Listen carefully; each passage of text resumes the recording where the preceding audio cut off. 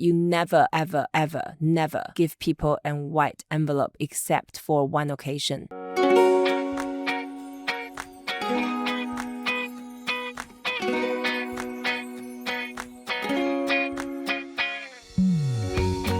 Hello and welcome to Talk Chineasy, where we teach you Chinese with ease. My name is ShaoLan, and I'm going to teach you a useful phrase of Chinese every day. In this episode, we're going to learn how to say red and green color. We have Josh from Transition. Hi, Josh. Hi, ShaoLan. 你好. 你好. Right, colors. Colors are very important and they mean different things in Chinese culture, especially red and green. Red, I know, means it's like a lucky color, isn't it, in Chinese culture? It is. You can see in the ancient wedding, everything had to be red.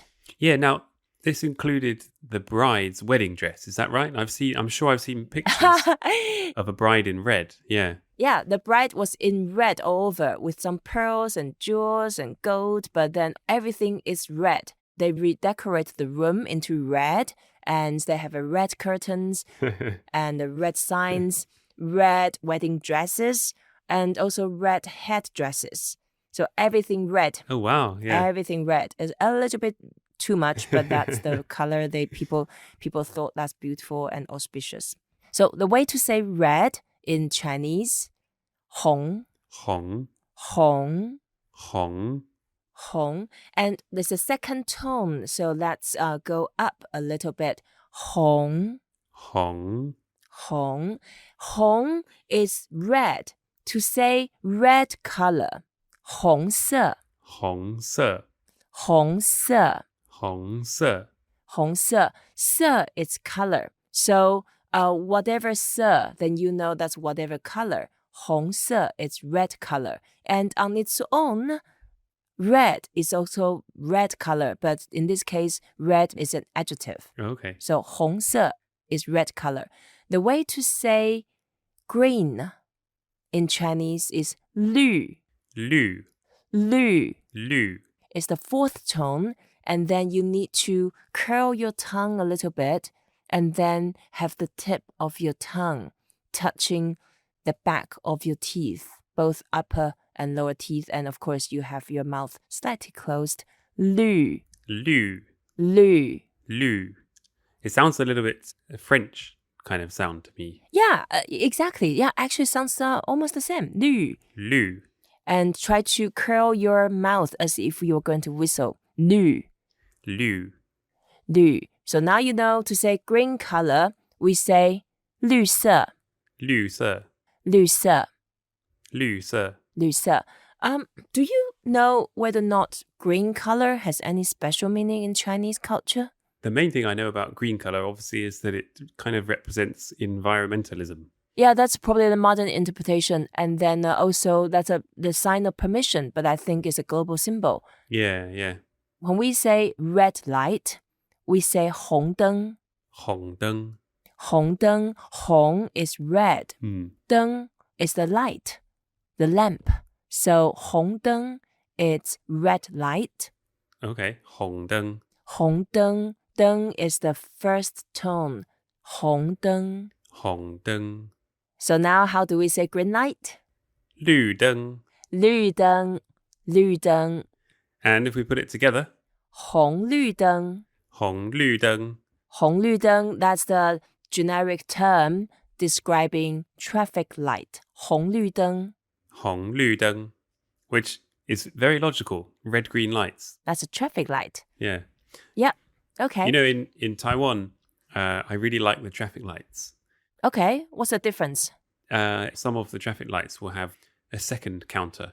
So you can see the seconds counting down. Right. To know how long you've got left to cross the road. Yes. The other thing that they've invented is they've kind of animated the green man. Right. You know you can cross the road because obviously you have the green man instead of the red man. Mm-hmm. But the green man walks. And as the seconds, for example, if you've got 60 seconds, he walks slowly. And as you get down to kind of 20 seconds, 10 seconds, he starts to run faster and faster and faster to try and make you hurry up. Okay, that's very cute. Yeah, you're right. That's a Taiwanese invention. Right. I noticed that in different countries, people have different habits on the road. For example, during Hongdeng in the UK, people always stop. Yeah. And they always wait, and then they do whatever they're supposed to do. But in many different countries, I wouldn't name which ones, the red light, 红灯, and the 绿灯 are totally ignored. So you basically have to try your luck and then be careful. Yeah, that was the point where the horn becomes really important on the car. Right. Okay, great. So green and red colors, they mean different things in the stock markets in Asia and in America. So for example, in the Western world, in the London Stock Exchange or New York Stock Exchange, when the stock price goes up, we have 绿灯, green light. And then the stock price goes down, we have red, 红色. But in Asia, when the stock price goes up, it's 红色, it's red. Because 红色 is the good color. It's a good color. So in Asia, when it's red, it's a good thing. And then when it's green, that means the stock price goes down. Goes down. I see. There, I don't buy many stocks. I didn't know that. That's interesting. And then also when we drink teas. Yeah. We have green tea and red tea. Of course, it's much more complicated than that. But people often, they classify green tea, 绿茶. 绿茶. 绿茶. We remember 绿 is green color. Yep. 茶. 茶. 茶 is tea, second tone. 绿茶 is green tea. 绿茶. And red tea, it's 红茶. 红茶. Now, interesting as well, because certainly in the UK, 红茶 is what we would think of as black tea. That's right. Yes, in Asia, you have to say 红茶. 红茶. Yeah, if you look at the color of the tea, it's reddish, is it? It is. It's a good translation. It's probably more red than black. Yes, I have a cup of green tea right in front of me. It's more like a olive yellowish type of green. It's not exactly green. Coming back to, you mentioned weddings. Yes. That weddings traditionally are very popular to have red everything. Yes. And I know at weddings and also at Chinese New Year, there's a custom to give a red envelope. Yes. And to put money in the envelope. Yes, that's right. And that's very interesting as well. It's kind of like in the same way that in the Western world, we might wrap our Christmas gifts or birthday presents in kind of colored or shiny wrapping paper. Yes. Then in Asian culture, you have these red envelopes. And whenever you see a red envelope, it's quite exciting because you know, there's money inside. That's right. And normally it's quite big amount because people don't give coins out. They give the notes. So notes are much bigger in terms of the value.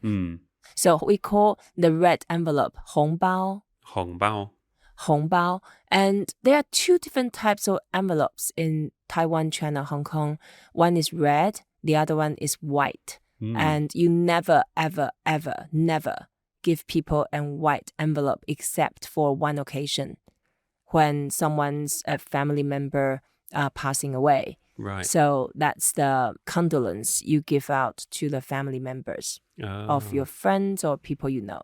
So never give a white envelope. People would be really offended, even if there's a lot of money inside. Wow. So you see, that's actually quite an easy mistake to make, because as a Westerner, if you don't know that, normal envelopes are almost always white. Yeah. So if you want to give someone a card or money, then you put it in a white envelope. Oh dear, mistake. Yeah, that's right. So make sure you don't give out a white envelope to people. They get upset. Yeah, it needs to be 红色. 红色. All right. Thank you very much, Josh, for joining us. And thank you for listening to Talk Chineasy. We hope you enjoyed this episode. Please don't forget to rate us, review us, and share what you have learned. Until next time, 再见. 再见. 再见.